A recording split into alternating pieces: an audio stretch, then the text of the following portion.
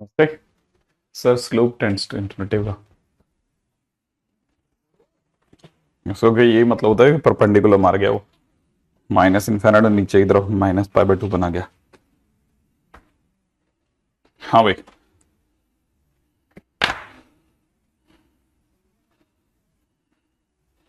कल की शानदार दुनिया के बाद आई एक्सपेक्ट कि आपको लास्ट वाला क्वेश्चन याद होगा।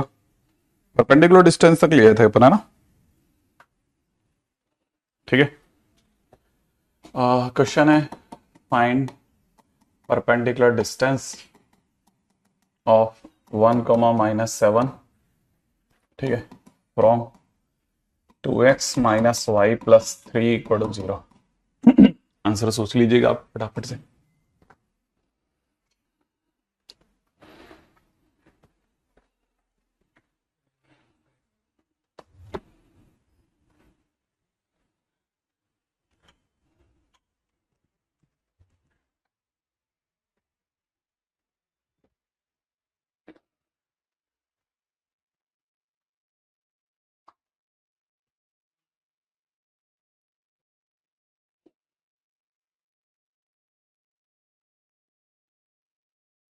हाँ ला रहे हैं, बिल्कुल उसके ऊपर बात हो चुकी है। 12/√5। बिल्कुल, अगर डी की बात की जाए तो डी जोड़ो में कुछ नहीं करना, मॉडुलस के अंदर उठा करके सिर्फ ये रखना होता है 2 + 7 + 3 अपॉन √ऑफ 2 का स्क्वायर प्लस -1 का स्क्वायर, दैट इज 12/√5। ठीक है ना? ऐसे ही अगर कोई बोला जाए कि परपेंडिकुलर डिस्टेंस है ना, perpendicular distance between two parallel lines, two parallel lines, अगर दो पैरेलल लाइंस के बीच में परपेंडिकुलर डिस्टेंस की बात की जाए तो दो पैरेलल लाइंस की जो फोटो आने वाली होती है वो होगी ax + by + k = 0 और नीचे वाला हो जाएगा ax + by + c = 0। यही तो होगा। आप इसे ऐसे भी लिख सकते हैं और जैसा बुक्स वाले लिखते हैं वैसे भी लिख सकते हैं कि बुक्स वाले यहाँ पे k की जगह पे लिखते हैं c1 और यहां लिखते हैं ax + by। वो दोनों तो ये इतना पोर्शन तो दोनों का सेम होता है, c1 या c2 करके फर्क आ जाता है। और कोई अगर भाई इन दोनों के बीच की दूरी निकलवाता है तो डिस्टेंस d = निकलती है कितना, c1 - c2 का modulus upon √a² + b²। Right है? ऑब्वियस सी बात है ना? ये तो सबको याद होगा। ठीक है। अच्छा, अगर ये याद है तो इसका एक क्वेश्चन है फाइंड एरिया ऑफ पैरेललोग्राम। ठीक है। और पैरेललोग्राम गिवन है, एक में दे रखा है y में m1x प्लस c1, ये वाली लाइन दे रखी है y में m1x प्लस c2, क्योंकि दोनों सेम सेम पैरेलल है तो स्लोप सेम रहेगी m1x m2x। अच्छा, और ये अगर देखा जाए तो y में दे रखा है m2x प्लस d2 और ये वाली साइड दे रखी है y में m2x प्लस d1, है ना? अब अगर बाय द वे मुझे इसका एरिया निकालना है, ठीक है ना, तो पैरेललोग्राम का एरिया, ठीक है, पैरेललोग्राम का एरिया इज इक्वल टू, अगर आपको याद हो तो डेल्टा की वैल्यू थी एक तो ए बी, ये साइड लेंथ पता हो ये साइड लेंथ पता हो तो, ठीक है, एक डेल्टा था P1 P2 कोसेक थीटा, याद आ रहा है आपको? हम्म। और एक डेल्टा था ए P1 या बी P2। अच्छा, इन दो, इस फार्मूले में और इस फार्मूले में ए और बी माने मुझे ये लेंथ और ये लेंथ पता होनी जरूरी है, लेकिन अभी उन्होंने सिर्फ लाइन की इक्वेशन दी है। तो मुझे क्या करना चाहिए, मेरे लिए समझदारी ये रहेगी कि मैं यहां से परपेंडिकुलर डालूं और ये परपेंडिकुलर P1 कहलाएगा। मैं इस जगह से एक परपेंडिकुलर डालूं, ये परपेंडिकुलर यहां गिरेगा, ये P2 लंबाई कहलाएगी। तो मैं डेल्टा इज इक्वल टू मैं P1 P2 कोसेक थीटा को लेकर के काफी कंफर्टेबल हूं। तो जब मैं P1 की बात करूंगा तो P1 जो है वो दोनों पैरेलल लाइंस के बीच की दूरी को दिखाएगा। तो मैं पैरेलल लाइंस के बीच की दूरी को C2 - C1, ठीक है, अब मॉडुलस में ले लें चाहे तो, upon under the root of ठीक है, m1 का स्क्वायर प्लस में -1 का स्क्वायर, ऐसा लिख रहा हूं। ये मेरा P1 बना। P2 इन दोनों पैरेलल लाइंस के बीच की दूरी है, परपेंडिकुलर डिस्टेंस है। तो मैं देख रहा हूं इसे मॉडुलस में d2 माइनस d1 का mod upon under the root of m2 का स्क्वायर प्लस -1 का स्क्वायर मल्टीप्लाइड बाय, जिसे मेरे को कॉसेक थीटा कह रहे हैं, वो मेरे लिए under the root of 1 plus 1/tan square theta है। क्योंकि कॉसेक स्क्वायर थीटा मतलब 1 प्लस कॉट स्क्वायर थीटा। ठीक है, अब रही बात टेन थीटा क्या चीज है। टेन थीटा इन दोनों के बीच का एंगल होगा, इस लाइन के बीच का। तो that will be modulus of m1 minus m2 upon 1 plus m1 m2 होगा, मतलब मॉडुलस ऑफ, है ना। अच्छा, अब यहां से देखा जाए तो इट विल बी मॉडुलस में c2 माइनस c1, मॉडुलस में d2 माइनस d1। ये तो एक तरफ कर दो। अंडरूट के अंदर यहां पे साफ साफ दिखने लग गया m1 का स्क्वायर प्लस 1, यहां से दिख जाएगा m2 का स्क्वायर प्लस 1 मल्टीप्लाइड बाई, अगर मैं इसको यहां रखता हूं और इसका स्क्वायर सोचता हूं तो अंडरूट में मुझे क्या क्या दिख रहा है, 1 प्लस इसका पलटी खा करके 1 प्लस m1 m2 का होल स्क्वायर अपॉन में नीचे मुझे दिख रहा है m1 माइनस m2 का होल स्क्वायर, राइट है। अच्छा, थोड़ी सी देर के लिए इसको एक और बार ट्राई करते हैं, d1 minus d2 upon under the root of m1 का square plus 1 under the root of m2 का स्क्वायर प्लस 1 मल्टीप्लाइड बाई, ये जो एलसीएम आएगा ये मॉडुलस से बाहर आ चुका होगा। नीचे अंडरूट के अंदर क्या क्या बन चुका होगा, नीचे अंडरूट के अंदर एक m1 का स्क्वायर बन गया, m2 का स्क्वायर बन गया, प्लस माइनस में 2m1 m2 बन गया, सही है, प्लस 1 बन गया, प्लस में m1 स्क्वायर m2 स्क्वायर बन गया, प्लस में 2m1 m2 बन गया। आई एक्सपेक्ट कि आपको दिख रहा होगा ये दोनों कैंसिल आउट हो गए। ठीक है, बहुत ही खुशियों वाली जगह आ गई। ये जो अंदर पड़ा है, ठीक है, ये खुद अंडरूट में यही दे रहा है, यही चीज दोबारा मिल रही है। तो मुझे जो दिख रहा है वो दिख रहा है कि डेल्टा, ठीक है, इज इक्वल टू में modulus c1 minus c2 modulus d1 minus d2। बस एक ही चीज का दुख है, मॉडुलस में m1 minus m2 upon m1 का स्क्वायर प्लस 1 इंटू में m2 का स्क्वायर प्लस 1, ऐसा कुछ मुझे नजारा मिला नहीं। ये वाला है ना, हाँ ये सॉरी, हाँ मैंने ये चीज उल्टी कर दी है, जबरदस्ती, पता है वो वन अपॉन वाली फीलिंग आ गई, है ना। हाँ सही कह रहा है, वन अपॉन वाली फीलिंग आ गई। हाँ ये लिखा सही है, बस मैं इसी को उल्टा लिखना चाह रहा हूं। इसको उल्टा लिखें क्या, अब मैं सोच रहा हूं उल्टा लिख देते हैं ना, इसको तो हटा ही देते हैं फिलहाल, तो इसको हटा देते हैं ना, ये उल्टा लिख दिया अपन, है ना, वन अपॉन वाली फीलिंग आ गई मेरे को, है ना। अच्छा लिख लेते हैं, याददाश्त में रह जाएगा कि इतना सब रह जाएगा, पक्का, है ना। नहीं मेरे को याद रह जाएगा मुझे मेरी याददाश्त की जरूरत है ना, ठीक है। नहीं तो मैंने देखा भी नहीं अभी तक, मैं सच बताऊं तो मैं कहीं और हूं अभी। ठीक है, मॉडुलस में m1 माइनस m2 और ऊपर मुझे दिख रहा था m1 का स्क्वायर प्लस में m2 का स्क्वायर प्लस माइनस का 2m1 m2, ठीक है, प्लस में 1 प्लस में m1, नहीं प्लस में 1 क्यों, प्लस में 1 प्लस में m1 square m2 square plus में 2m1 m2, ये और ये कट गए और ये पूरा इन दोनों से कटेगा। तो फाइनली डेल्टा का सुंदर सा वैल्यू आएगा c1 minus c2 into d1 minus d2 upon modulus में m1 माइनस m2। ठीक है, वेरी फैंटास्टिक।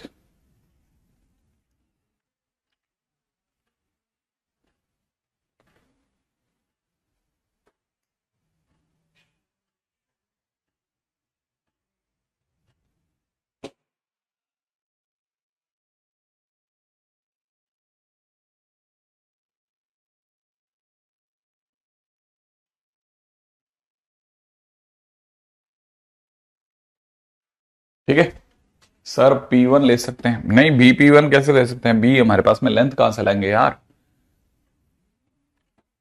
ठीक है, तो ये देखो साहब ये तो हुआ। अब आपको इससे पता चल जाएगा कि मतलब अगर अपन इसमें नेक्स्ट लेवल तक जाकर के भी खेलते हैं ना तो खेलने में आता है। C1 माइनस C2 कर लो, क्या फर्क पड़ता है इससे।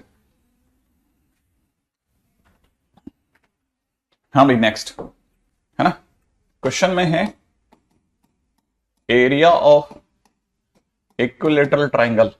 ये तो सर हमें पता है, √3/4 h का स्क्वायर होता है ना, यही होता है, h का स्क्वायर ही होता है क्या। हाँ अभी तो वही ना, मैं तेरे को देखा, मैंने कहा हो सकता है शायद। अरे नहीं नहीं, मैंने बोला h। अच्छा अगर बाय द वे मैं h में मांग लू तो इक्विलेटरल ट्राइंगल के अंदर अगर मैं डेल्टा को h में मांग लू तो ये जो हाइट है h, ठीक है, ये मेरे अकॉर्डिंगली h² √3 हो जाएगा डेल्टा। क्या ये सही है क्या, बस अगर सही है तो आगे चले।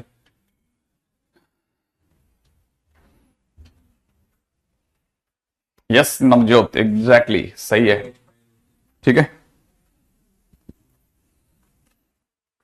एरिया ऑफ राइट आइसोसेलेस, ये मेरा जहां तक ख्याल है ऊपर वाला अटका हुआ कईयों के, अपन सही सोच गए क्या।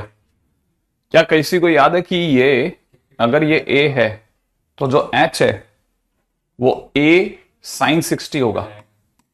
a sin 60 का मतलब √3/2 a, तो a की वैल्यू कितनी हो गई 4h, a की वैल्यू होगी 2h/√3। तो जैसे ही 2h/√3 रखोगे तो 4 कट जाएगा। ठीक है, ये √3 का 3 बन जाएगा तो 1 बच जाएगा, तो h/√3 वहां से निकल जाएगा। हाँ भाई, area of right isosceles, right isosceles मैं अगर बाय द वे मैं हाइट दे दूं तो, अगर ये h दे रहा हूं मतलब, तो आप में से कोई सोच सकता है कि आंसर क्या होगा।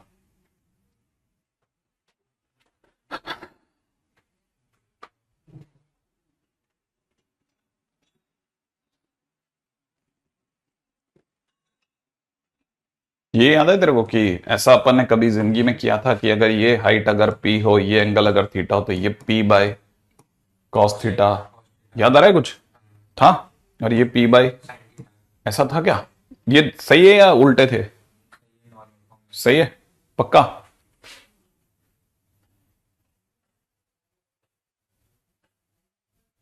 हाँ सही, सही है, मतलब मैं कंफ्यूज हो रहा था लेकिन मैं कंफर्म होना चाह रहा था उल्टा।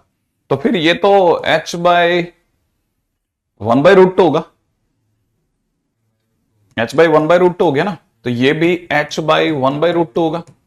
सही है, तो बेस हो गया √2h, तो डेल्टा इज इक्वल हो जाएगा half base, base into height, तो माने answer will be h²। Exactly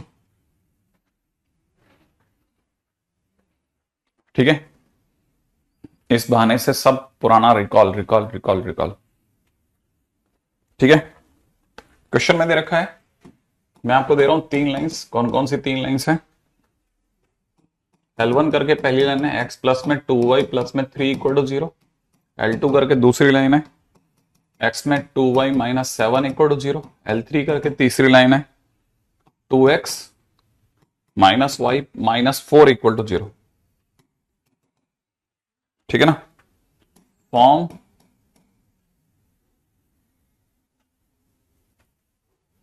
the side of 2 squares. These 3 lines form the side of 2 squares.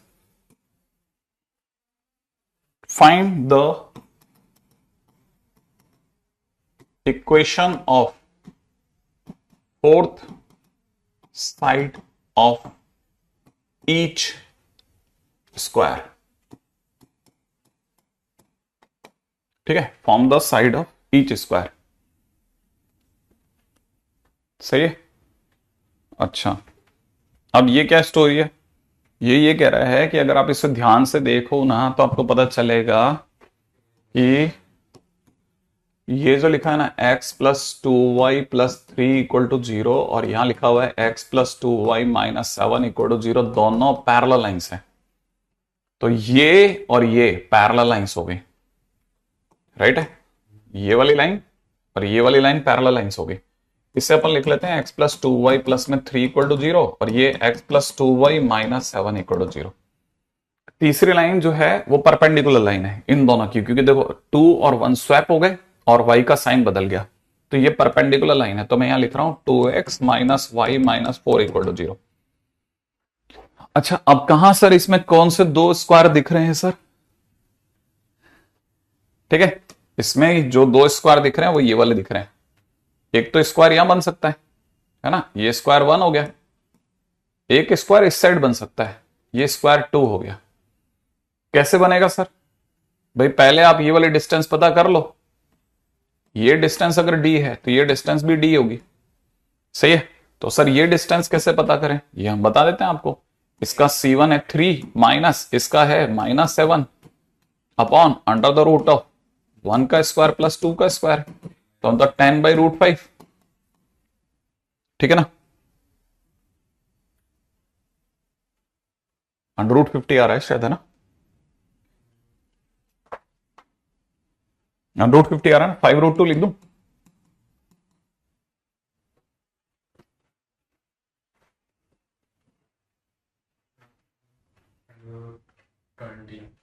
Five root two लिखना है, टू रूट फाइव लिखना है, बस ये बता दे तो मेरे को। टू रूट फाइव ना, हाँ बस मैंने कहा कोई इतना तो जल्दी। टू रूट फाइव ना, श्योर है। देखो इसको रूट फाइव, इसको मैं लिख रहा हूं फाइव इंटू टू, है ना, तो यहां से टू रूट फाइव, करेक्ट। अरे ये कितना निकल गया, टू रूट फाइव। अगर ये टू रूट फाइव है तो इसे भी टू रूट फाइव होना मांगता है, सही बात है ना। अच्छा, उसे भी टू रूट फाइव होना पड़ेगा, नहीं तो इक्वल डिस्टेंस नहीं होगा तो स्क्वायर कैसे बनेगा। स्क्वायर में तो चारों साइड्स बराबर होती है ना। तो ये साइड अगर टू रूट फाइव तो इसे भी टू रूट फाइव, उसे भी टू रूट फाइव, तभी तो बनेगा।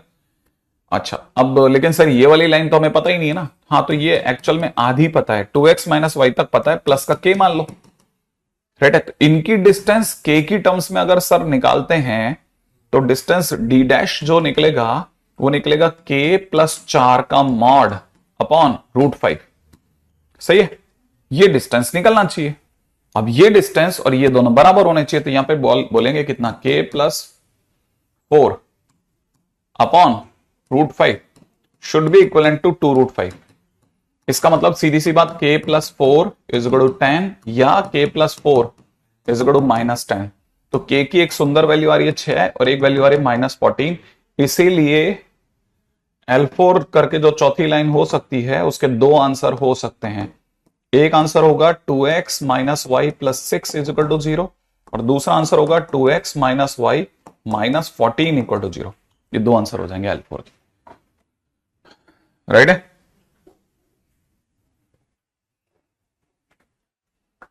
आगे बढ़ जाओ, नेक्स्ट।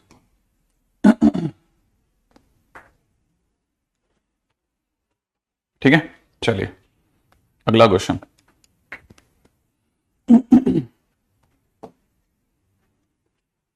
क्वेश्चन में दे रखा है if line L1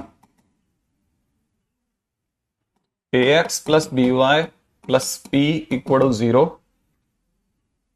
and L2 x cos alpha y sin alpha is equal to p, ठीक है, एंड क्लोज, ठीक है, angle pi by 4 and the line L3 meets them, ठीक है, meets them at the same point,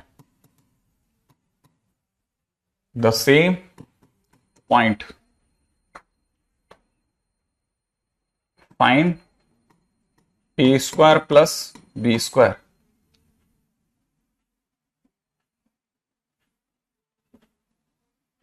ठीक है। Where आगे भी लिखा है, where L3 x sine alpha minus y cos alpha is equal to p, ठीक है। ये भी दिया हुआ है, वाह।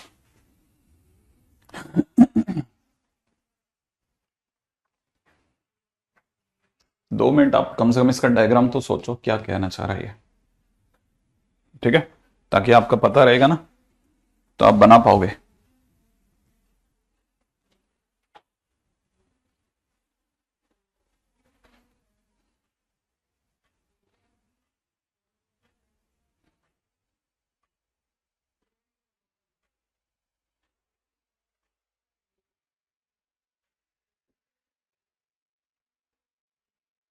क्या ट्राइंगल?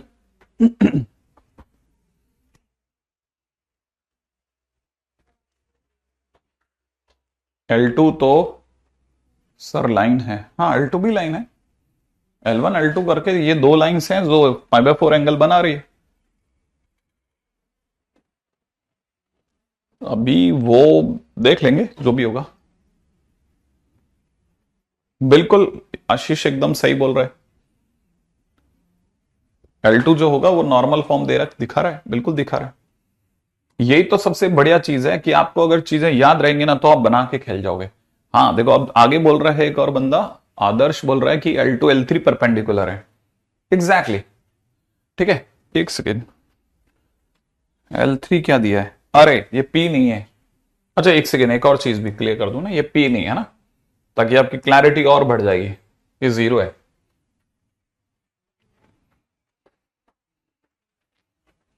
जिससे कोई फर्क पड़ता है? देखो P की जगह 0 होने से कोई फर्क पड़ेगा?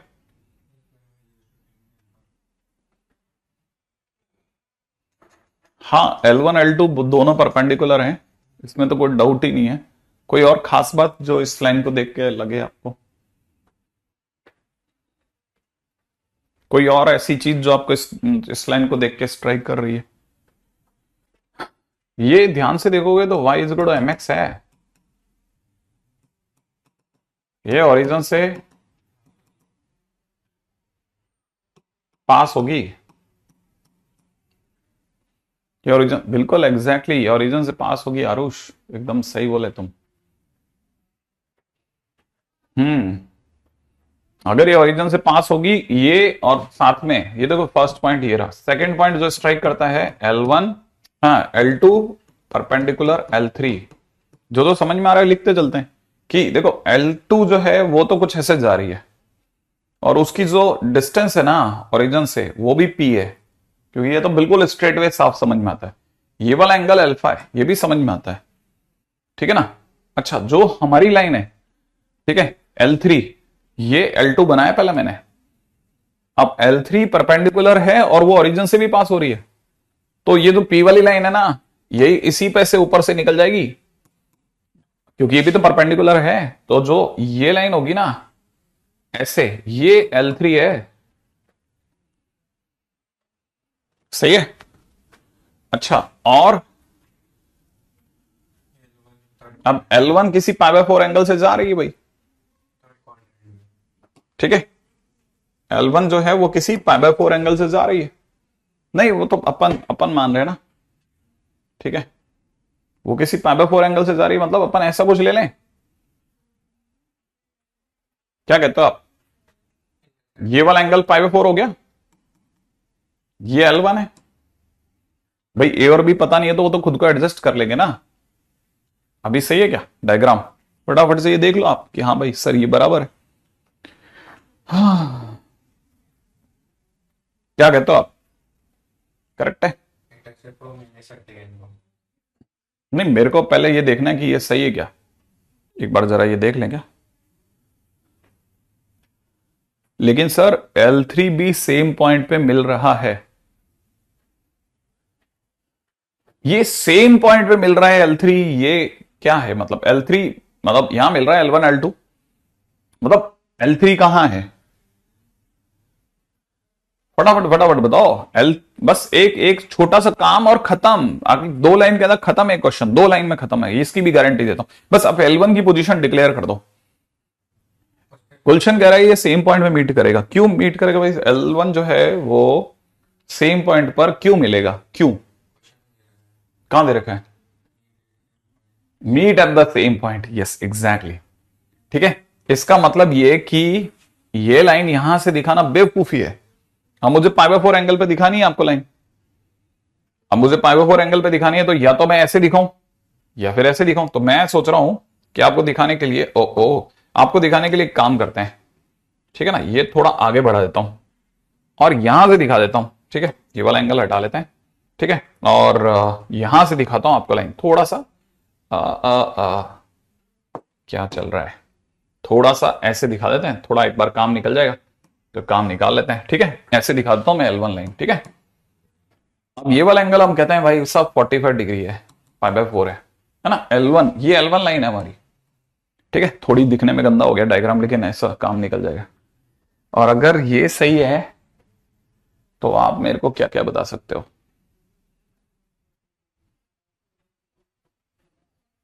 ये तो 90 हो गया,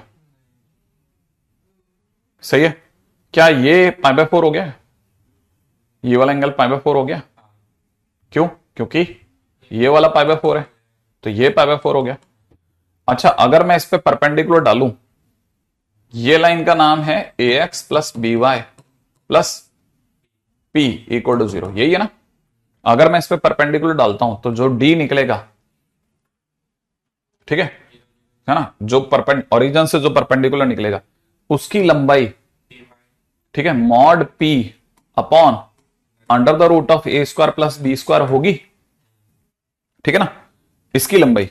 अच्छा, यहां ये जो भी p निकलेगा, p एक परपेंडिकुलर डिस्टेंस है और ये वही सेम p है तो it has to be positive. तो मतलब ये जो भी निकलेगा बिना मॉड के निकलेगा। तो अगर आप ध्यान से देख रहे हो तो मैं इसको 2 नजर से देख पा रहा हूं, इस लाइन को मैं 2 नजर से देख पा रहा हूं। एक मुझे दिख रहा है p upon under the root of a² plus b² दिख रहा है।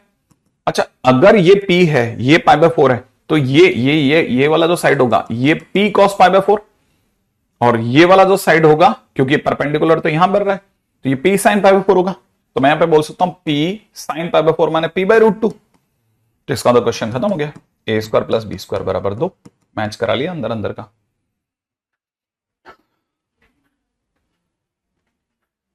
फॉर्म की फीस कट गई तो गया, वह तब पहुंच गया पैसा, और क्या, आप तक आ जाएगा नोटिफिकेशन, मेल डाल दो तुरंत। तो a² प्लस b² बराबर 2, क्वेश्चन खत्म हो गया। इतना ही है, ठीक है, क्वेश्चन इतना ही है ये। ठीक है, उल्लू बनाने के लिए क्वेश्चन और कुछ नहीं है। ठीक है, नेक्स्ट क्वेश्चन। हाँ, ये जरूर ध्यान रखना, ये वाला क्वेश्चन तो याद रख के जाना। ठीक है, जो अगला है, intercept made by L1 by L on coordinate axis. ठीक है, ऑन कोऑर्डिनेट एक्सिस, एक्सिसेस है R, capital A and B. If coordinate axes are rotated about the origin,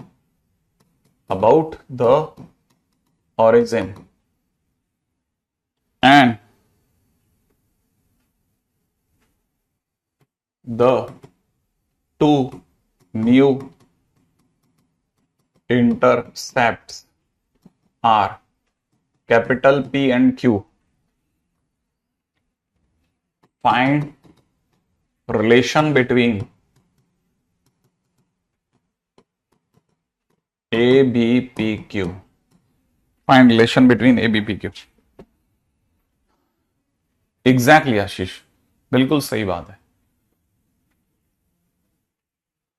आज हमारे पास 2-2 आशीष चल रहे हैं, देखो।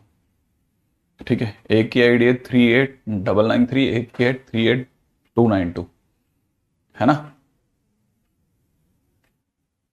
3899 38292 दो दो आशीष है। आप चक्कर खा दो कौन सा वाला है। एक अपना वाला नवीन है, ठीक है उसने आशीष नाम रख रखा है।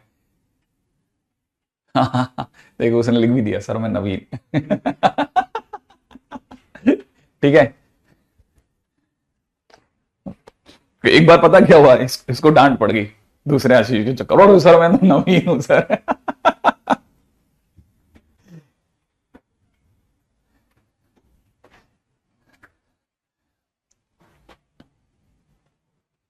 हाँ रिफंड एग्जाम के बाद होता है, मतलब हो जाएगा, ये एग्जाम के बाद हो जाएगा, मतलब तो उसमें भी कितना लंबा समय है, बहुत छोटा सा है, ठीक है। ऐसा भी हो जाता है दोस्त कभी कभार। ये क्या ऊपर कुछ चाय का वो पीस रहा था और यहां लग रहा है हमारे को कि जैसे मेरा फोन बज रहा है, ठीक है, दूसरे कह रहे हैं मैं सुमित हूं। चलो ठीक है, अभी इस पे बात बाद में कर लेंगे। क्वेश्चन में कुछ हवा लगी, ये क्या क्वेश्चन है, ये फिक्स क्वेश्चन है यार, बाजार के अंदर हर दूसरी किताब में मिलता है, इसे कृपया करके मत भूलिए। ये कह रहा है एक लाइन है, ठीक है, जो कि ए और बी पे काटती है। अगर ये ए और बी पे काटती है तो इसकी फोटो ये वाली है, x by a y by b is equal to 1 है, बस खत्म बात।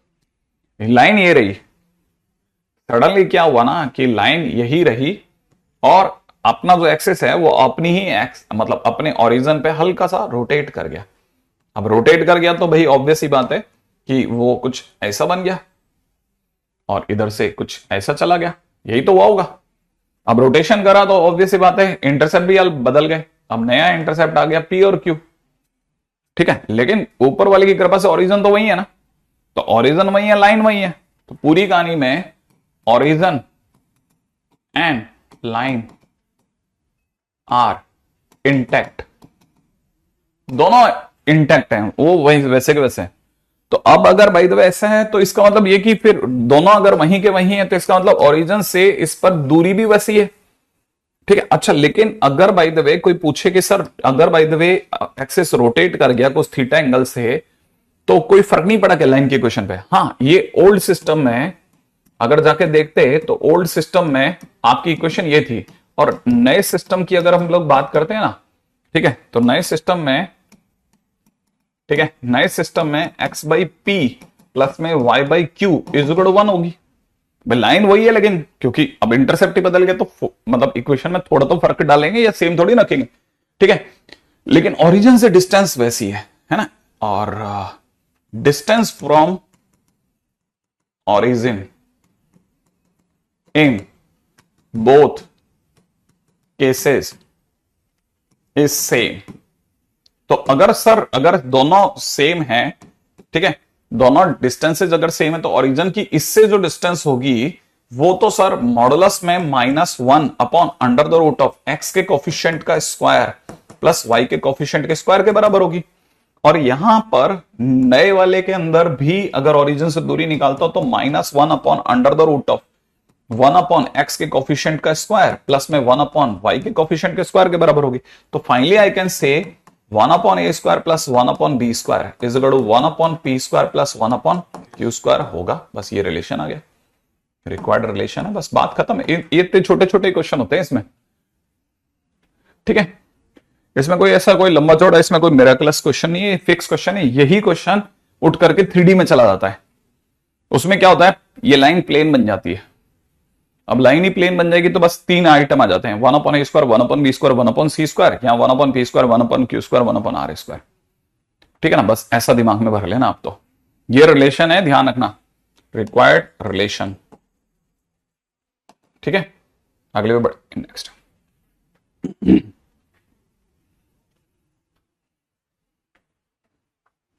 राइट, अगला क्वेश्चन करते हैं।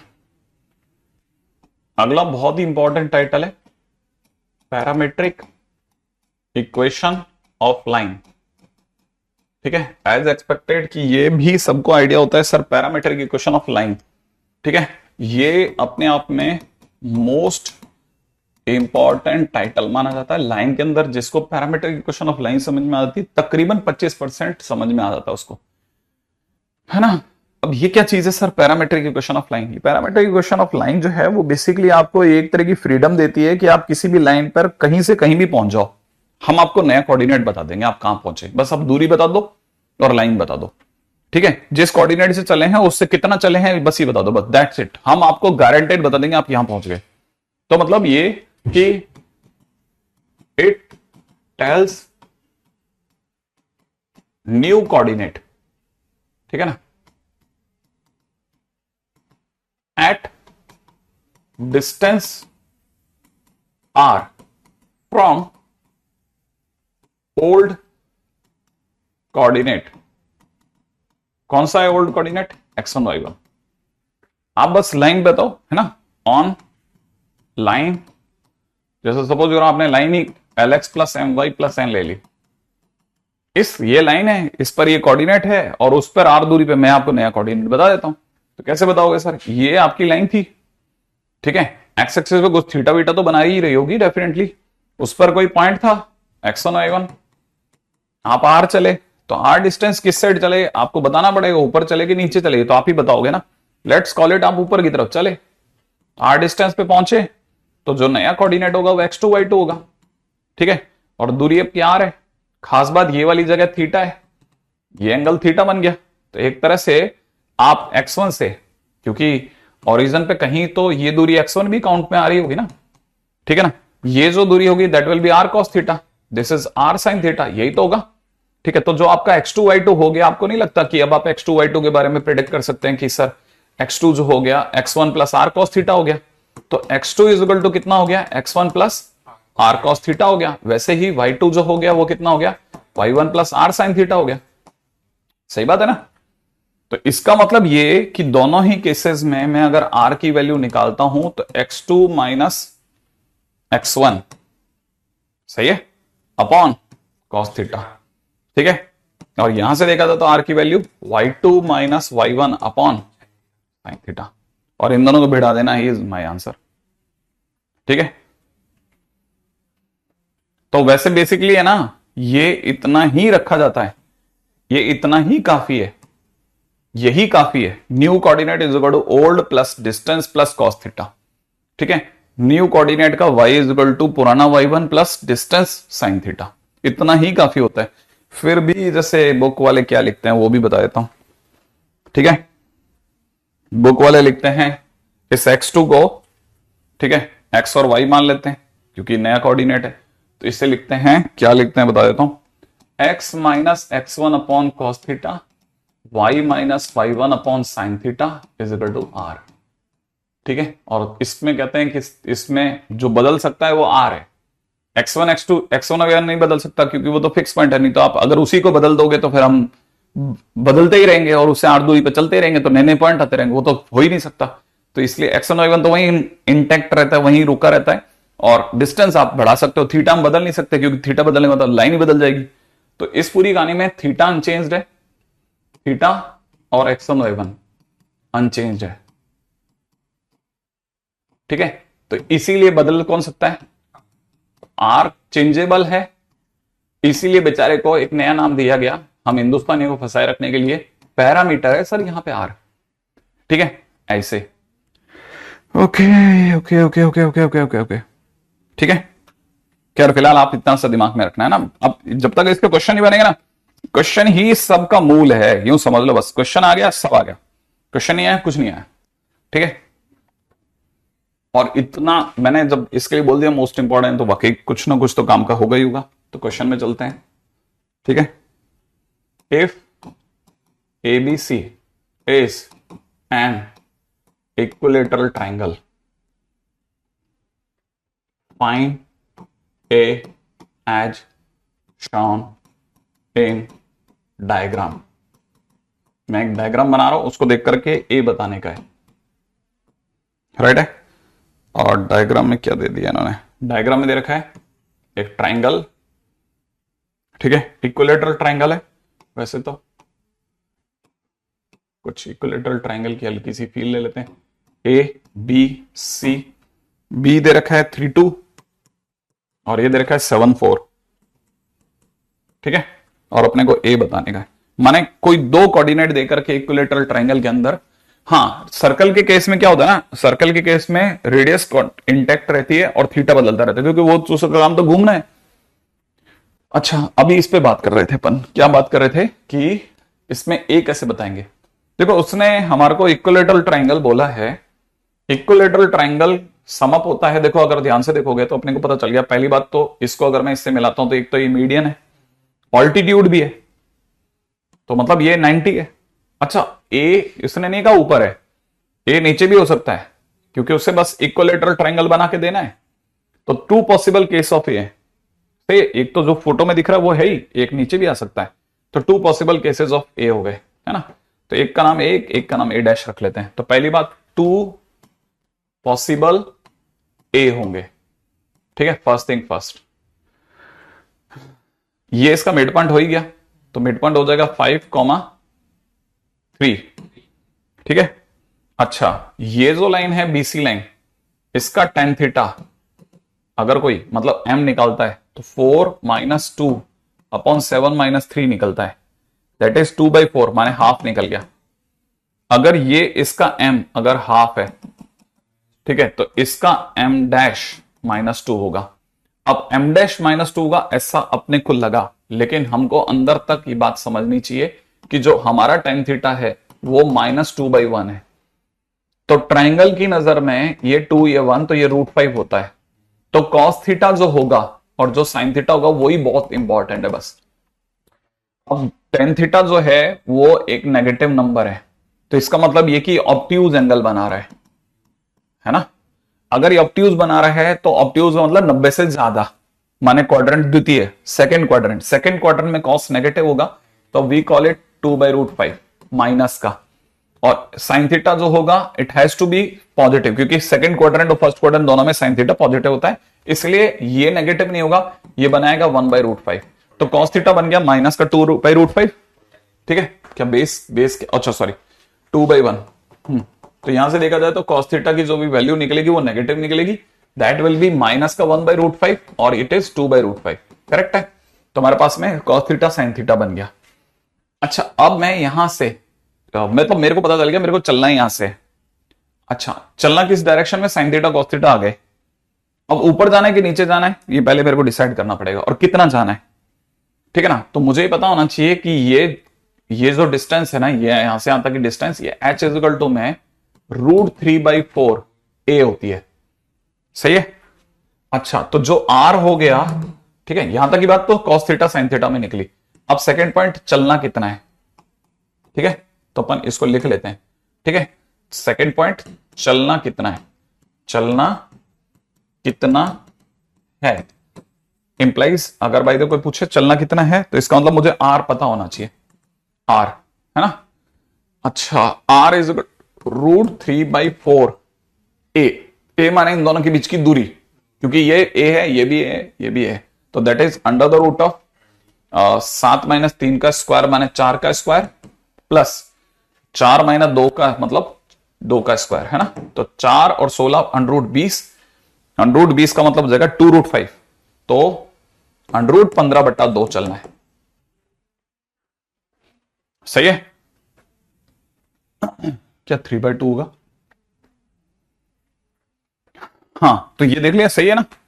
120 है, 2√5, 2 से 2 कट गया, ठीक है, √5 मिलकर के 115/2 हो गया। अब मैं चलता हूं तीसरे पॉइंट पर, ठीक है। अब नए पॉइंट पर चल रहे हैं, चलिए साहब अब नया पॉइंट, ठीक है, न्यू कोऑर्डिनेट।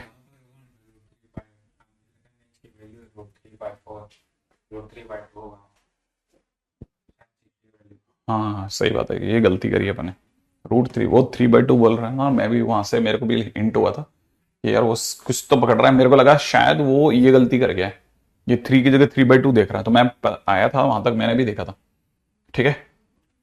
तो यहां से देखा जाए तो ये बात सही कह रहा है ये बंदा, √3/2 है ना। तो h बराबर में, हाँ क्योंकि वो उसी झोंक में चले जा रहा हूं मैं, h बराबर कितना हो गया √3/2, ठीक है। तो यहां से √15 ही निकल गया, ठीक है। अच्छा तो h की वैल्यू पे चलते हैं, अब नया कोऑर्डिनेट a पे चलते हैं। अब आते हैं न्यू कोऑर्डिनेट। नया कोऑर्डिनेट निकालना हो तो कैसे निकालेंगे? नया कोऑर्डिनेट जो होगा उसे अगर मैं x और y बोलता हूं, तो जब मैं ऊपर जाऊंगा तो मैं r को पॉजिटिव लूंगा, ठीक है। तो मेरा नया कोऑर्डिनेट होगा, मैं चला किससे, देखो मैं ऐसे नहीं लिखते है ना, जिस रिदम में लिखता हूं उसी रिदम में लिखता हूं, है ना। न्यू कोऑर्डिनेट के टाइम पे आर पॉजिटिव लेना है, ध्यान रखना जब मैं ऊपर जाऊंगा, ठीक है। तो मैं बताता हूं कैसे लिखते हैं। नया कोऑर्डिनेट लिखने के लिए चले कहां से, 5 से चले और 3 से चले, 5 से चले और 3 से चले। कितना चले, √15 चले। कितना चले, √15। तो दोनों साइड में √15 चले। अगर बाय द वे एक्स पे चले तो कॉस थीटा के नाम पे चलेंगे, तो इनटू में माइनस का 1/√5 होगा। इनटू में यहां पर साइन थीटा लगेगा, और साइन थीटा की वैल्यू कितनी है, 2/√5। सही बात है। तो ये अगर इसको कैंसिल आउट भी कर देता है तो यहां √3 बचेगा। ये अगर इसे कैंसिल आउट भी कर देता है, यहां भी √3 बचेगा। तो फाइनली मेरा आंसर हो जाएगा 5 + √3, 5 - √3, 5 - √3, 3 + 2√3। करेक्ट। सेम वे अगर बाय द वे इधर की बात करता हूं, जब मैं नीचे जा रहा हूं तो आर नेगेटिव होगा। आर नेगेटिव होगा तो मैं लिखूंगा मेरे नए कोऑर्डिनेट है, मैं 5 से चल रहा हूं और 3 से चल रहा हूं। नीचे चल रहा हूं इसलिए -√15 लिख रहा हूं, राइट है। कॉस थीटा के नाम पे वही माइनस का 1/√5 लगेगा, और यहां पर साइन थीटा के नाम पे 2/√5 लगेगा, राइट है। कैंसिल आउट होकर के ये बन जाएगा 5 + √3, और ये बन जाएगा 3 - 2√3। ठीक है, तो मेरे नए कोऑर्डिनेट ए के नाम पे ये हो जाते हैं। हाँ भाई, मस्त क्वेश्चन है। ओके, ठीक है। ये अभी देखो फर्स्ट क्वेश्चन है, मैं इसको लेकर के बिल्कुल भी सेटिस्फाइड नहीं हूं। ऐसा नहीं समझना कि सर आ गया या हो गया या वगैरह वगैरह, ठीक है। ऐसा बस यूं समझना कि ठीक है, अपना पहला रिक्वायरमेंट हो गया, ठीक है। आगे बढ़ेंगे तो धीरे धीरे सीख जाएंगे और भी, ठीक है। आगे बढ़ते हैं फटाफट से।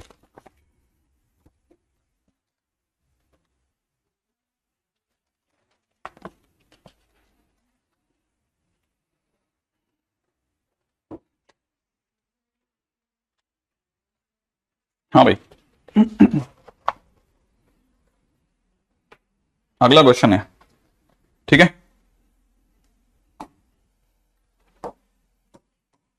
If one vertex of an equilateral triangle of side A lies at origin, ठीक है, and other lies on the line x - √3y = 0, then coordinate of third vertex, ठीक है, r क्वेश्चन मार्क, ठीक है।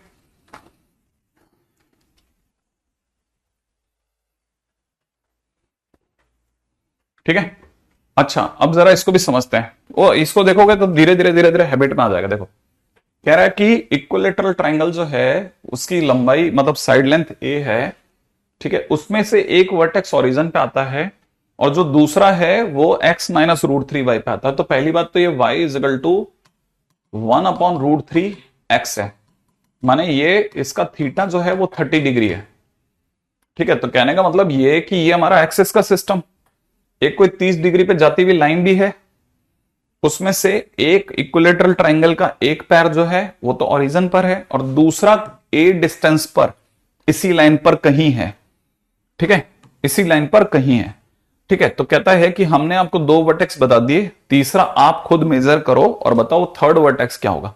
भाई ने अगर देखा जाए तो ढंग से एक ही वर्टेक्स बताया, दूसरा बताया भी नहीं है, लेकिन फिर भी चलो अगले ने उम्मीद करी है तो हम उसकी उम्मीद पे खरा उतरने की कोशिश करेंगे। तो जो भी बन सकता है इक्विलेटरल ट्राइंगल या तो इधर बन सकता है या इधर बन सकता है। अभी सिर्फ 2 बता रहा हूं, बेसिकली इधर भी बनेगा और इधर भी बनेगा, क्योंकि इसने सिर्फ ए डिस्टेंस बोला है, ऊपर या नीचे नहीं बोला। तो हमें नहीं पता इस लाइन पर ये सेकंड कहां है, ऊपर है या नीचे। तो 4 बनेंगे वैसे तो, ठीक है। तो हिसाब से देखा जाए अपन सिर्फ पहले 2 पे ही फोकस करते हैं, सारे देखेंगे तो कंफ्यूज हो जाएंगे। तो एक वर्टेक्स जो है वो ओरिजिन पर है, एक ए डिस्टेंस पे, माने ये ए डिस्टेंस है। ए डिस्टेंस पर ओरिजिन से ए डिस्टेंस पे कोई भी कोऑर्डिनेट होगा तो अपने को 0 से चलना है। कहां से चलना है, 0 0 से, याद है ना। तो 0 से चला, इधर भी 0 से चला, ऊपर चल रहा हूं तो प्लस का ए चला, सही है। और ये वाला एंगल 30 डिग्री है, इसलिए मैं बोलूंगा cos 30 डिग्री चला और sin 30 डिग्री चला। राइट है, तो दुनिया की नजरों में मैं √3/2 a चला और यहां पर a/2 चला, तो मेरा एक कोऑर्डिनेट मुझे मिल गया।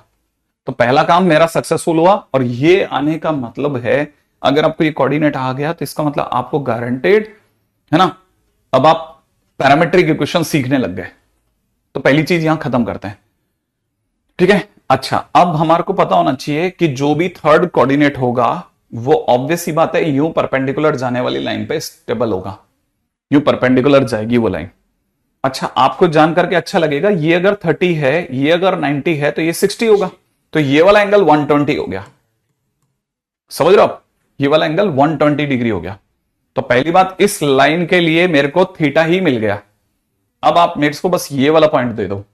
आप में से कई अच्छे स्टूडेंट्स को स्ट्राइक कर रहा होगा कि ये वाला जो पॉइंट होगा वो √3a/4 और a/4 है। सही है। अब आपको अगर ये वाला पॉइंट अगर b और b' दिखता है, सही है, तो मैं सीधा b और b' पे अटैक करूंगा। तो b के लिए मैं बोलूंगा आपको कि मैं b के लिए इस पॉइंट से चला। कहां से चला? √3a/4 से चला और a/4 से चला। राइट है। कितना चला? अगर आप इसको r कहते हैं तो मैं r साइड में निकाल देता हूं। r जो है बेसिकली √3/2a है। a यहां पे क्या है? डिस्टेंस। ठीक है, डिस्टेंस इज ऑलरेडी a बोला है उन्होंने, तो यहां पे सीधा √3/2a ही लगाऊंगा मैं। तो मैं इन दो पॉइंट से चला, इससे और इससे चला, इससे और इससे चला। कितना चला? जब मैं ऊपर चला तो प्लस लिख रहा हूं, ठीक है। जब मैं नीचे जाऊंगा तो मैं लिखूंगा √3/2a माइनस, राइट है भाई, माइनस, और यहां पे भी लिखूंगा कॉमा a/√3/4, राइट है। एक सेकेंड, ठीक है यार, क्या नाटक है।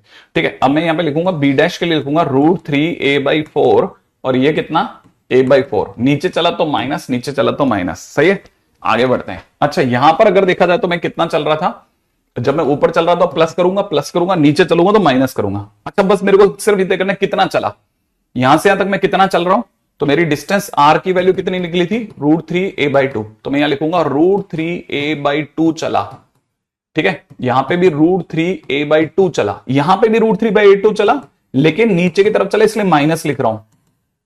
एक्सपेक्ट की बात समझ में। अब यहां लिखेंगे सर cos थीटा, थीटा कहां से लगा? थीटा 120 पहले तय कर चुका हूं, तो यहां पे लिखूंगा cos 120 डिग्री, यहां पे sin 120 डिग्री, यहां पर भी cos, क्योंकि मैं एक ही लाइन पे चल रहा हूं तो थीटा थोड़ी ना बदल जाएगा, तो यहां पे हो जाएगा cos 120 डिग्री और यहां पे कितना? sin 120 डिग्री, राइट है।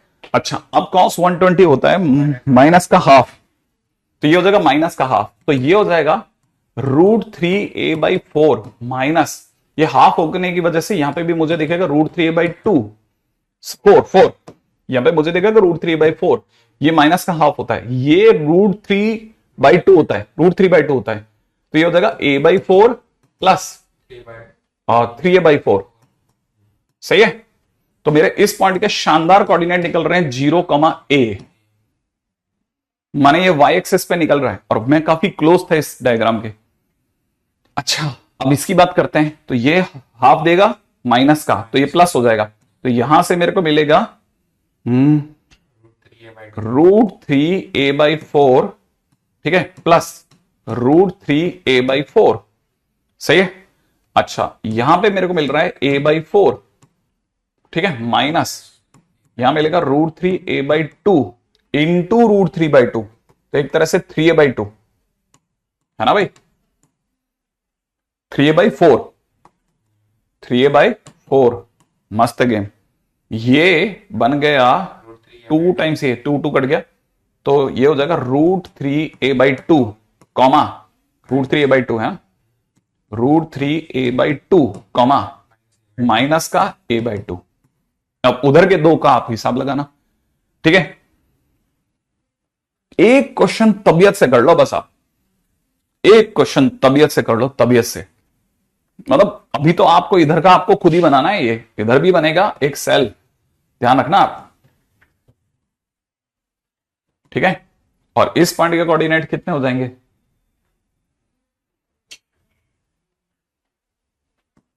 जीरो से चला, जीरो से चला, ए चलूंगा, ए चलूंगा, बस यहां माइनस हो जाएगा और यहां पे भी माइनस हो जाएगा। ठीक है, तो ये इस पॉइंट के कोऑर्डिनेट हो जाएंगे माइनस का √3a/2 तो माइनस का a/2। अब आप कर लो बीच का पॉइंट ये वाला, ठीक है, ये आप खुद ही कर लो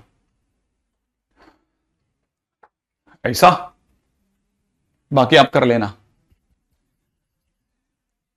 देखो भाई ये पैरामीट्रिक इक्वेशन का बेस है, ठीक है, जो अपने को आना ही चाहिए। ठीक है, क्वेश्चन में दे रखा है a line through the point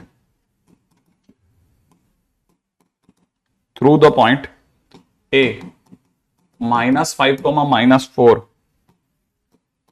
meets the line L1 x plus 3y plus 2 equal to 0, L2 2x plus y plus 4 equal to 0, L3 x minus y minus 5 equal to 0 at BCD if question वाला कह रहा है 15/AB का whole square plus 10/AC का whole square is equal to 6/AD का whole square, find equation of line question mark.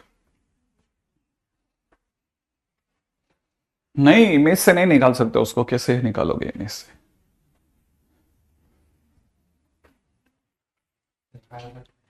नहीं, ऐसा कर सकते हैं, या तो फिर ये वाला पॉइंट जो होगा वो इसका मिड पॉइंट होना चाहिए, वैसे ही निकाल लो फिर।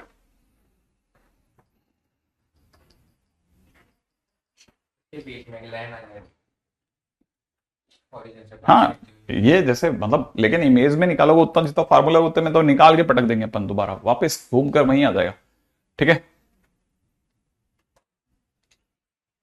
अच्छा देखो, अब जरा क्वेश्चन को समझना, क्वेश्चन क्या है ये। ठीक है, जरा इस क्वेश्चन की बात करते हैं साहब। क्वेश्चन ये कह रहा है एक लाइन है, वो इस पॉइंट से चली है। ठीक है, मार्केट में उसने 3 लाइनें दी हैं, तीनों लाइनों को ध्यान से देख लीजिएगा, कोई भी पैरेलल परपेंडिकुलर नहीं है। तो मैं एक लाइन यूं ले रहा हूं, एक लाइन यूं ले रहा हूं और तीसरी लाइन ऐसे ले रहा हूं। ठीक है, अच्छा ये L1 है, L2 है, L3 है, L1 L2 L3 लाइन। एक क्वेश्चन वाला कह रहा है कि एक लाइन इस A पॉइंट से चली और वो जाकर के इन तीनों लाइनों को कहां टकराई है, BCD पे, B पर, C पर और D पर टकरा गई। राइट है अब जिस पॉइंट से चली थी उसका नाम है -5, -4। मार्केट में ये जब भी चली होगी, जहां भी चली होगी, एक्स एक्सिस तो कहानी में रहा ही होगा। ठीक है, मैं मान लेता हूं ये थीटा एंगल था। ठीक है, अच्छा अब मेरे को जो जो चीजें पता है, अपने को ये तो पता है ना, किसी भी लाइन के लिए अगर मुझे मेरे पास पॉइंट पड़ा है तो मुझे बस एक चीज की और जरूरत है, थीटा ला दो तो मेरी लाइन हो गई। अब थीटा ही मिसिंग है। ठीक है, अब उन्होंने 3 लाइनों को बता दिया, 3 लाइनें जो थी उनको ये इसने BCD पे काटा है, कहां काटा वो भी नहीं बोल रहे, तो अब कहां काटा नहीं पता, तो क्या किया जाए सर? और दूरियां भी पता बताई नहीं इसने, कहां काट रहा है भाई, कितनी डिस्टेंस पे काटा।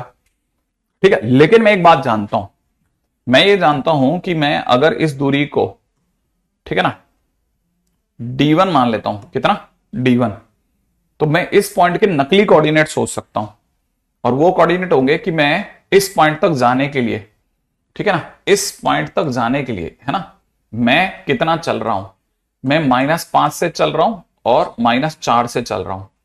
कितना चल रहा हूं? D1 चल रहा हूं ऊपर की तरफ। ठीक है, थीटा क्योंकि मेरे को पता ही नहीं है तो मैंने cos थीटा लिख दिया और यहां मैंने sin थीटा लिख दिया। राइट है, अच्छा C पॉइंट के लिए मैं सोच लेता हूं कि मैं D2 चला, कितना चला D2, तो इस C पॉइंट के कोऑर्डिनेट हो जाएंगे -5 प्लस D2 cos थीटा और -4 plus D2 sin theta. Same way इस पॉइंट के कोऑर्डिनेट सुंदर से दिखने लग गए, -5 प्लस D3 cos थीटा और -4 प्लस D3 sin थीटा। ये मुझे दिख रहा है भाई साफ साफ। अभी मेरे को कुछ भी आइडिया नहीं है कि मैं कितना चल रहा हूं, लेकिन इन तीन के नकली कोऑर्डिनेट मैंने सोच लिए। अच्छा, ये कोऑर्डिनेट इस लाइन पर होगा ही होगा, तो उसे सेटिस्फाई करेगा। तो मैं अगर उसे उठा करके L1 में रखता हूं, तो L1 मुझे क्या दिखा रहा है कि x की जगह तो सर आप -5 प्लस D1 cos थीटा लिख दो, और प्लस में 3y करो। 3y के टाइम पे इसको लिखो 3 into -4 plus D1 sin theta लिख दो। सही है। और सर आपके पास में प्लस का 2 भी पड़ा है, उसे भी लिख दो। चल ये भी कर देते हैं। अब जो जो समझ में आ रहा है वो लिख रहा हूं, देखो भाई, है ना। -5 माइनस का 12 माइनस का 17 हो गया, माइनस का 17 प्लस का 2 15 हो गया। तो मैं यहां पे देख पा रहा हूं D1 cos थीटा प्लस में D1 sin थीटा, और माइनस का 15 उस साइड जाकर के प्लस का 15 हो गया। इस पूरी कहानी में से अगर मैं D1 कॉमन ले लेता हूं, राइट है, तो D1 की वैल्यू मुझे दिख रही है cos theta plus sin theta is equal to 15 बटा D1। तो मैं इसे लॉक कर देता हूं। ठीक है, ये मेरा पहला केस हो गया। सेम वे ये वाला पॉइंट L2 को सेटिस्फाई करेगा।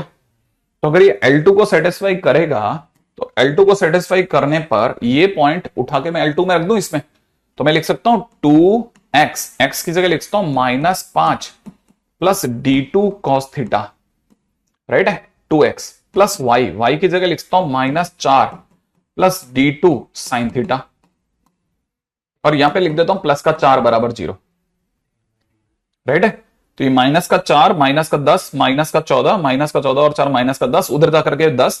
तो फाइनली मुझे यहां दिख रहा है 2 cos plus sine is equal to 10 by D2, और मैं इसे डब्बा बना देता हूं, पूरा पैक कर देते हैं। ठीक है, सेम वे मैं, है ना, इस पॉइंट को उठा करके थर्ड लाइन में रख रहा हूं।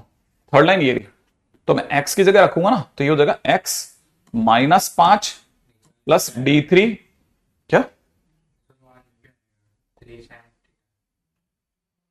अच्छा यहां वाले में 3 आएगा।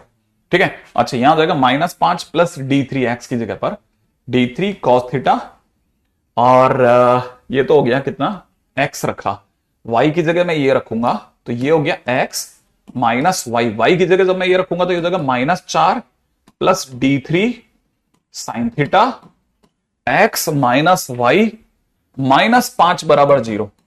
सही है, तो ये हो जाएगा 4 और ये हो जाएगा -5, बचा भी -1, -1 -5 मिलके माइनस का 6, उधर जाके प्लस का 6। तो फाइनली मेरे पास में cos theta minus sign theta, cos theta minus sign theta, cos theta minus sine theta की वैल्यू आ रही है 6 बटा D3, और इसे फिर डब्बा बंद कर रहा हूं मैं। अब मेरे पास 3 डब्बे पड़े, और मैं अच्छे से जानता हूं कि ये जो D1 है यही AB है, और ये जो D2 है यही AC है, और वो AD है, और ये इन्होंने एक रिलेशन दे रखा है मेरे को। तो मैं इस रिलेशन में उठा करके इनका right hand left hand side रख रहा हूं। तो मैं जैसे ही लेफ्ट हैंड साइड को इसमें उठा के रखता हूं, तो मुझे जो दिख रहा है कि 15 बटा AB की जगह मैं लिख सकता हूं C1 plus C plus 3 sine theta का होल स्क्वायर, प्लस 10 बटा AC की जगह लिख सकता हूं 2 cos theta plus sine theta का होल स्क्वायर, 6 बाई D3 की जगह लिख सकता हूं cos theta minus sine theta का होल स्क्वायर। अब मुझे यहां से दिख रहा है 5 cos स्क्वायर थीटा मिलकर के 4 cos स्क्वायर थीटा। यहां मुझे दिख रहा है 9 और 1 10, और यहां दिख रहा है वापस कम होता हुआ 9 साइन स्क्वायर थीटा दिख रहा है। यहां मुझे दिख रहा है 6 और 4 10, 10 और 2 12 दिख रहा है, 12 sine theta cos theta equal to 0। और अगर मैं गलत नहीं हूं तो ये 2 cos प्लस 3 साइन का होल स्क्वायर दे रहा है ये मेरे को, और यहां से मेरे को मिल गया पक्का कि 2 cos थीटा, ठीक है, इज इक्वल टू माइनस का 3 साइन थीटा। इसका मतलब tan थीटा बराबर माइनस का 2/3, और tan थीटा ही हमारा m होता है। तो इसीलिए जो लाइन की इक्वेशन आ गई, जो लाइन की इक्वेशन दिख रही है, राइट है भाई, जो लाइन की इक्वेशन दिख रही है लाइन, वो मुझे दिखेगी y प्लस 4, दूर कहीं x प्लस 5, और m की जगह दिखेगा मुझे माइनस का 2/3। ये मेरा आंसर हो गया।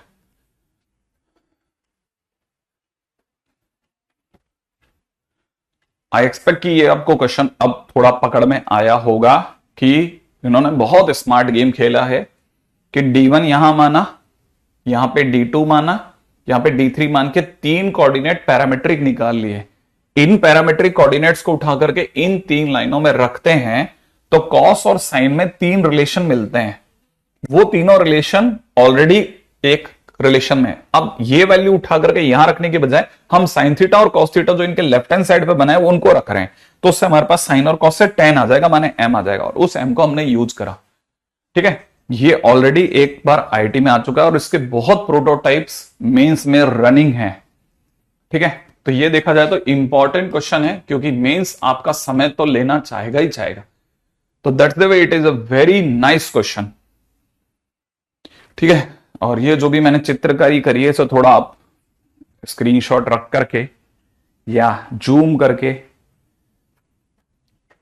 या जैसे हम पीडीएफ देंगे तब तो आप पीडीएफ देते ना अपन, है ना, तो पीडीएफ देंगे तो उसको जूम करके देख लेना है ना, अगर बाय द वे जैसे कोई चीज हो सकता है, क्योंकि मैं इसको अगले पेज पे लेके जाता ना, इसका रिदम ही टूट जाता, फिर पकड़ ही नहीं आता आपको, आधा इधर आधा उधर में। ठीक है, और अभी भी मैं इसके लिए आपके लिए इतना कर सकता हूं कि अयो क्या किसके हाथ लगा दिया हमने, अच्छा ठीक है, आप चाहो तो थोड़ी सी देर के लिए इसको कॉपी करेंगे अगले पेज पे ले चलो उसको।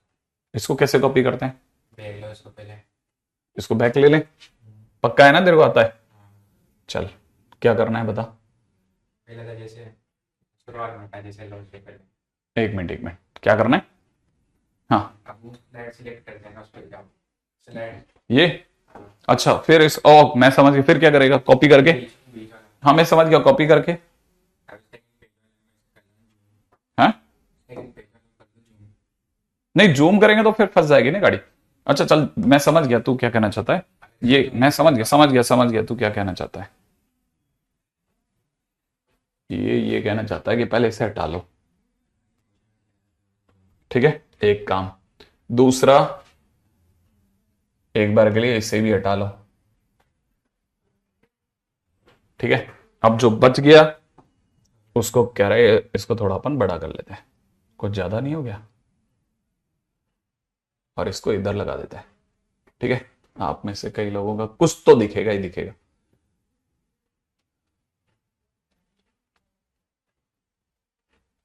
ठीक है,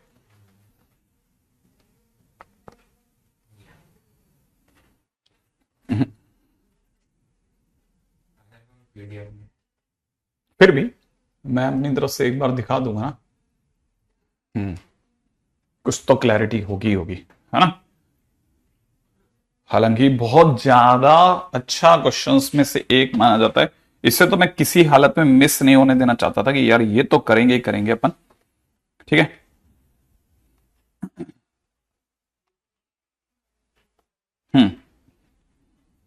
अगला क्वेश्चन है, क्वेश्चन में दे रखा है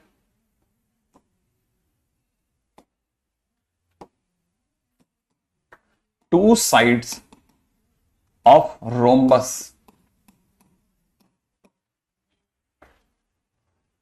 ठीक है, lies in first quadrant, are given by L1 y is equal to 3/2x, L2 y equal to 4/3x,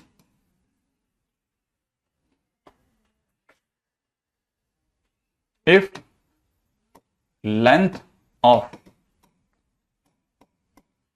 longer diagonal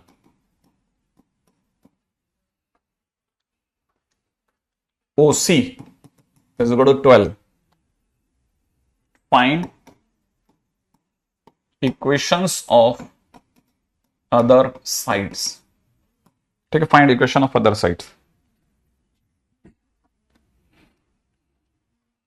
ठीक है, अब इसमें क्या ना बहुत,